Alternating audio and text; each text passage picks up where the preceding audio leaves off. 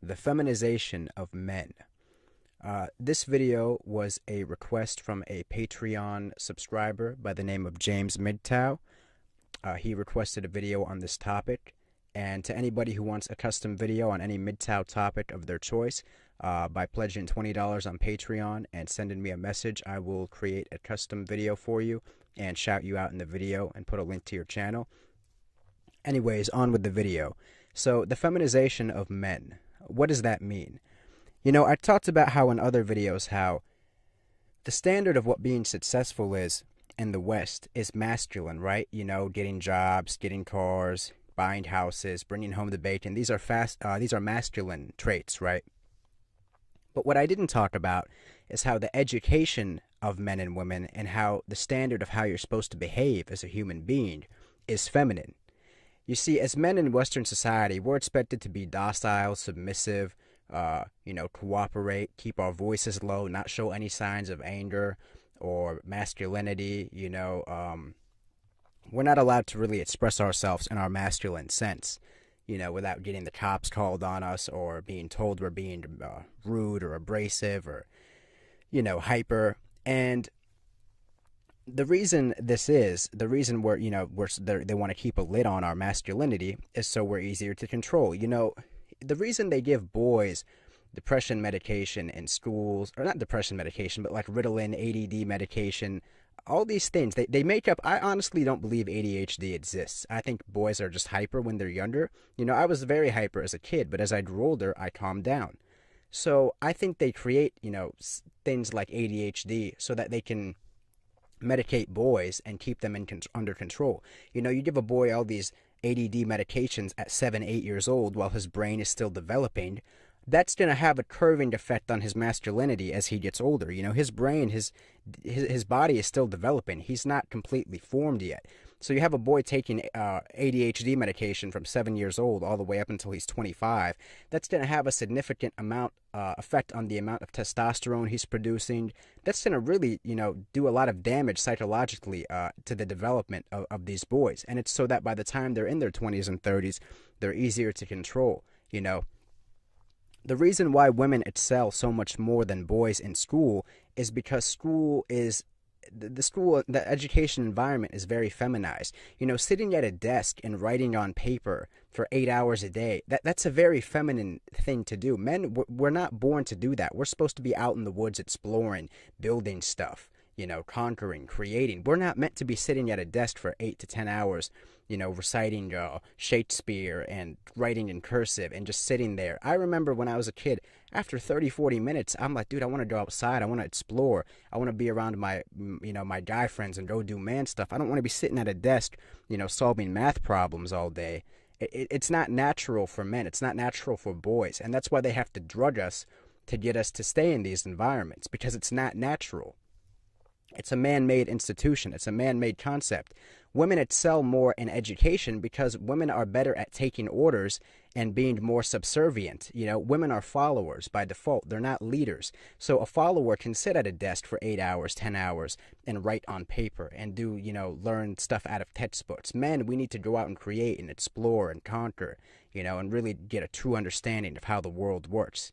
But, we're not allowed to do that. They want you to be masculine in the way that you pump money into the economy, into the way that you, work at your job and stimulate, the society. But they want you to be feminine in the way that you behave so that you're easier to control. So they want you masculine in the sense that you're making a bunch of resources that can be drained out of you, through taxation. But they want you to be feminine in the way you behave so you're easier to control. So there isn't a riot. So there isn't a revolution.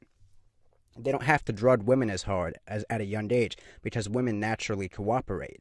There's a reason why so many of the masculine leaders from history have been killed or, suffered a mysterious death or whatever. There's a reason why all role models today are feminized. You turn on the TV, what role models are there for men? There's no Malcolm X in 2018 for men to look up to. There's no tough guys to look up to in 2018 for men, maybe besides sports players, which, come on. So you turn on the TV, all the media is feminized. All the TV channels are feminized. There really isn't hardly any TV shows for men anymore. I think there's like Spike TV, but they play dumb, stuff like, oh, drinking beer and Star Wars. It's not stuff you can really emulate in the real world, right? So I think that's why so many boys gravitate towards like anime and like Dragon Ball Z and stuff like that, because that's one of the last shows, one of the last categories of TV where men can see masculine men fighting and conquering and being alpha males. But anyways, one of the reasons why the society is so feminized and they want to keep boys under control. Imagine if boys didn't take ADD medication. Imagine if men didn't smoke weed that calms them down and drink alcohol that gives them a buzz and keeps them, in control. Imagine if they didn't do any of that. Imagine if you had a city like New York, right? And you had 100,000 men running around that were completely sober, that had all their testosterone, never took any drugs in their life, never took any prescription medication or ADD medication, never went to school, right? And they all had a leader that they looked up to. Let's say like a guy like Malcolm X, right? Who's like, we need to create a new regime around here. Let's say there's 100,000 guys that think like Malcolm X, right? Intelligent but still masculine and have their testosterone. Now let's say all 100,000 of those men started their own little militias, right? They have their own little groups. Let's say they have their own little groups of 50 to 100 men, and they're going to plot some kind of revolution, how they're going to take over, the country or whatever. Let's say they're like, we're sick of paying taxes, we're sick of living in a feminized society, we want to take over. Imagine if there was 100,000 men that thought like that had their own little armies. Imagine what a pain that would be for the government to try to silence those men. They pose a massive threat to the order that we have now. They would pose a massive threat to the society we live in, and there would be a revolution and there would be a crazy war. So they keep men feminized and docile and under prescription medications and drugs and alcohol, and they put all this into society to keep men in order so that there isn't some sort of revolution, so that there isn't some sort of rebellion against the way things are. They keep the majority of men docile and beta and feminized so that a small group of men at the top can sleep comfortably at night and not have to worry about their little, order, their little society being overthrown by a bunch of men. You don't have to do much to keep women in order, because women are nesters naturally. Women don't care so much about freedom. They want creature comforts. They want to know they're in a nice, safe house with air conditioning and the bills paid, and they have their little 2 kids or 3 kids. That's enough for women. But men, we seek more than that to have completion. We want to have complete power and freedom over our lives.